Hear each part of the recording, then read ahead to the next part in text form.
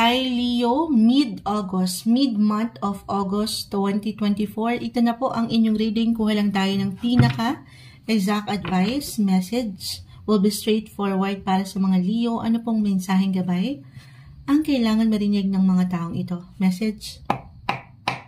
Leo, anong maiwan natin para sa kanila? Mensaheng gabay po. Mid-August 2024. Tayo po ay general message. Just only take what resonate. Leo. Ano pong kailangan marinig ng mga taong ito? Okay, may ilang bumagsak na dito. Tayo po ay live na live sa FB. Maya-maya po ay babalikan ko kayo. Hindi ko po napupuna ang komento. Okay. Spread natin isa-isa. The Six of Swords, reverse. Seven of Wands. The Two of Wands, 7, 2 of Wands, and the 4 of Pentacles. Reverse. So, umaangat. May umaangat po dito na travel. Again, hindi po kailangan mag-apply para sa lahat. It doesn't matter kung ito ay long or short distance travel. Kahit short trips lang ito, or kahit sa simpleng pagpaplano, meron ba kayong ilang travel plans na pwedeng umangat ngayon kasama ang pamilya, kapareha, or work-wise, napakalawak ng nais iparating ng cards. Okay.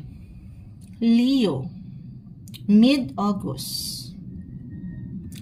So, kung aking i-apply ito, 7 of Wands, I feel na meron ditong I'm getting a message po na merong magbabalik. Ito reversal yung energy. Okay? So, maaaring ito ay mag-apply sa'yo or sa ilang tao sa inyong paligid. Merong magbabalik. Maaaring magbalik na ilang taong malapit sa iyong puso na may kaugnayan sa ibang bansa. Pero regardless, pwede rin po itong reconnection or even reconciliation, reunion, ayan, kasamang ilang kaibigan na matagal nyo nang hindi nakikita or nawawala na kayo ng bond, kahit over the net ito kasi po umangat yung international agenda. May magandang possibility po tayo nakikita dyan. May pag-init sa inyong connection or pagdating sa inyong network this time of the month. Okay? Nanlalaban ng energy dito. Parang merong susubok ulit na pumasok sa inyong buhay, susubok mula dito sa ilang pagsubok na maaring naramdaman nyo nitong mga nakalipas, especially. Ayan, napakaganda. Pero syempre pa, at the end of the day, magkakaiba pa rin po ang bawat isa. Maaring meron kayong big or major decision na ngayon pa lang ay kailangan buuin or pag-aksyon pa ito. Ayan ang umaangat para sa inyo. Usaping pera, pamilya. Maring nakakaramdam kayo ng higit na paggasta. Napaka-normal moonchild, usaping money, andyan ng highs or lows, ups and downs, ano po. Pero, ayan. Maring maramdaman nyo lang naman na ngayong mid-month ay parang sandali. Especially kung i-compare nyo itong ilang gastusin itong mga nakalipas na linggo or buwan ng taon, this time medyo may pagka-high, may pagtaas ng ilang expenses. Again, normal, moonchild.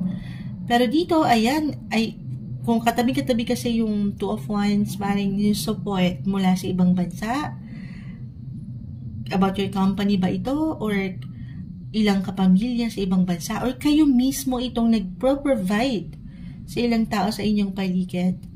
Okay, so pinapaiyuhan ka dito ng baraha Leo to stay practical and realistic sa paraan mo ngayon kung paano mo pinanghawakan ang iyong pera na sumasang-ayon ang ilang doggies.